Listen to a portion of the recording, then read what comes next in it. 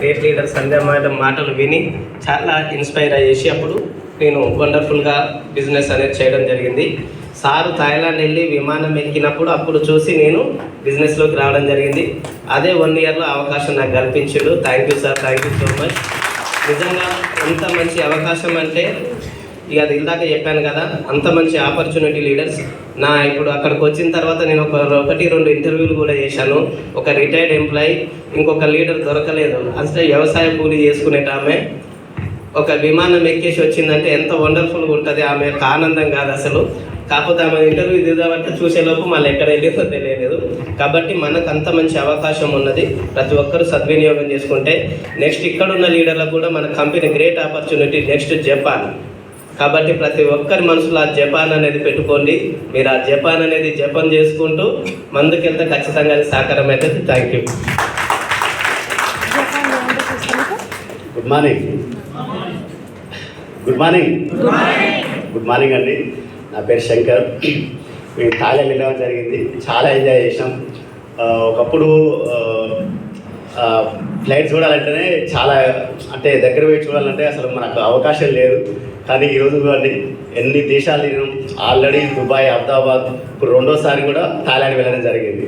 పోయిన కాంచి మొదలు పెడితే లాస్ట్ డే వరకు అసలు ఒక్క క్షణం కూడా నిద్ర కూడా ఎంజాయ్ చేసినాం మేము. చాలా మామూలుగా లీడర్స్. ఈ అవకాశం ఇక్కడ కూర్చున్న వాళ్ళ ప్రతి ఒక్కరికి ఉంది. ఒకప్పుడు నేను కూడా అరే ఫ్లైట్ దగ్గర నుంచి చూస్తే బాగుండు అని అనుకునేవాడిని.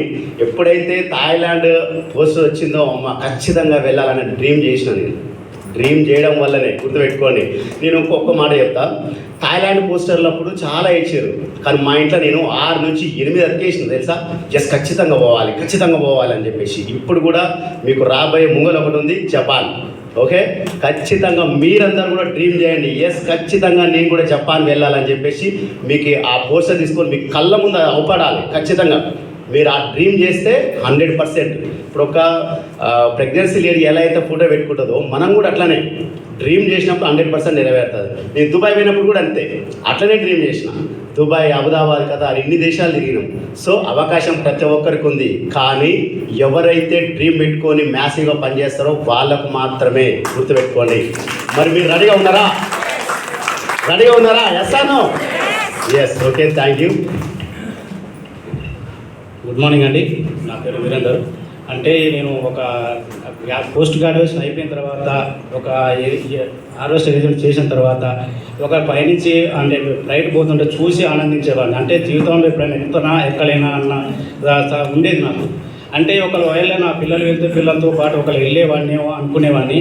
కానీ వెస్టేజ్ పుణ్యమాని అది తొందరలో 1 ఇయర్లో వచ్చేసింది. అది అంత మంచి ఆపర్చునిటీ అందించినట్టు రవి సార్కి, ఆగే సార్కి కృతజ్ఞతలు అండి.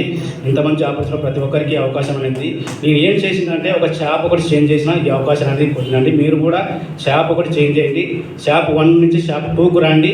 మీ జీవితాన్ని మార్చుకోండి. నెక్స్ట్ జపాన్ ట్రిప్కి మీరు కూడా ఎచ్చుకోండి. Thank you. Wish you. Good morning leaders. నా పేరు వచ్చి సాగేష్. నేను నల్గొండలో ఉంటాను. ఈ బిజినెస్ స్టార్ట్ చేసి ఒక 3 సంవత్సరాలు అవుతుంది. ఈ 3 సంవత్సరాల క్రితం చేయకముందు నేను ఒక ప్రైవేట్ జాబ్ చేసేటోడిని. ఈ బిజినెస్కి నేను థాయిలాండ్ ట్రిప్ కోసమే రావడం జరిగింది 3 ఇయర్స్ బ్యాక్. 3 సంవత్సరాల క్రితము థాయిలాండ్ ట్రిప్ కోసం వచ్చి బిజినెస్ స్టార్ట్ చేసిన. అక్కడ థాయిలాండ్ వెళ్ళి వచ్చినాము. చాలా వండర్ఫుల్ అనిపించింది. ఒక సామాన్యుడు కూడా థాయిలాండ్ వెళ్ళగలుగుతాడా అనే ఆలోచన వచ్చింది బిజినెస్ తర్వాత. ఎంతమంది ఇక్కడ జయం అన్నదేరా సినిమా చూసిరు? ఎంతమంది చూసిరు? వాళ్ళ కోకోకోలా థమ్స్అప్ తాగిపోతారు కదా, అవునా కదా? అక్కడ కూడా మేము పోయిన తర్వాత మన వెస్టీ అది పట్టుకొని నిలబడరు అనమాట. వచ్చాక సవటికా అంటున్నారు, అక్కడ నమస్కారము అన్నట్టు అనమాట. భలే అనిపించింది. ఇక్కడ వాళ్ళు అక్కడ నాకు అదే సినిమా గుర్తుకొచ్చింది. అక్కడ బాగానే చూసినాము. తర్వాత లగ్జరీ హోటల్లో తీసుకెళ్ళలేదు, లగ్జరీ రూమ్స్ ఉన్నాయి అక్కడ. చాలా వండర్ఫుల్ అనిపించింది. తెల్ల బెడ్, ఇంత లావు బెడ్లు ఉన్నాయి అక్కడ. ఆ బెడ్లో చూస్తే మనం కూర్చుంటే ఖరాబ్ అయితే అట్లా అనిపించింది.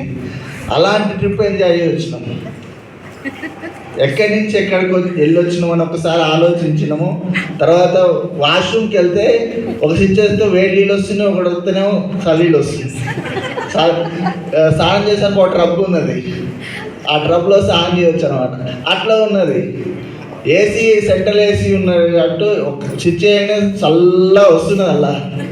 తర్వాత మనకి ఏ డ్రైయర్ కూడా ఉన్నది మనకి నెత్తి ఆగబెట్టుకోవడానికి.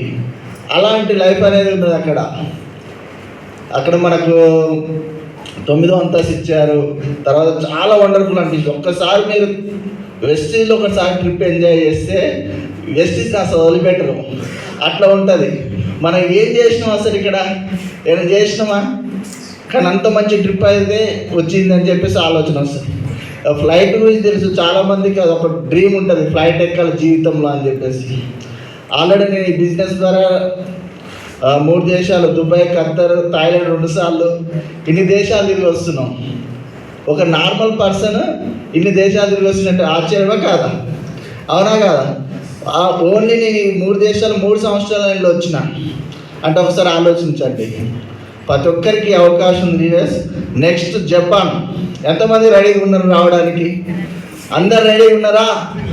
నేను ఫస్ట్ థాయిలాండ్కి వెళ్ళేటప్పుడు ఆ పోస్ట్ వేసుకొని నేను వెళ్తున్నా థాయిలాండ్, నేను వెళ్తున్నా ప్రతి ఒక్కరికి వచ్చి డెమో చెప్పుకుంటూ రేపు నాకు థాయిలాండ్ ఉన్నది, నేను పోతున్నా, మీరు వస్తున్నారా?